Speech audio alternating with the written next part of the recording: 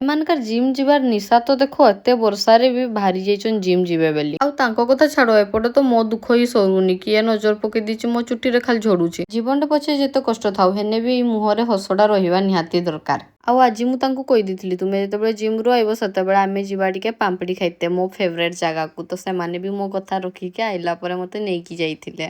ଆଉ ମୁଁ ଟିକେ ତାଙ୍କୁ ଆଇଲା ବେଳେ ଗେଣ୍ଡଉଥିଲି ଚାଲ ଟିକେ କ୍ୟାଡୁ ବୁଲିକି ଯିବା, ଆଉ ଏନା ଘରକୁ ଯାଇ ତ ମନ କରୁନି। ହେନେ ସେମାନେ ମୋ କଥା ମାନୁଥିଲେନି, କହିଲେ ଯେ ତୁମେ ଏନା ବୁଲି ବୁଲି ଆଇଲ ନା ଏନା ଘରକୁ ଚାଲ ସିଧା। ମୁଁ କହିଲି କେଠି ରାସ୍ତାରେ ଆଇବାଟା କି ବୁଲବାଟା। ତାପରେ ମୁଁ ବି ମନେଇକି ରହିଲି।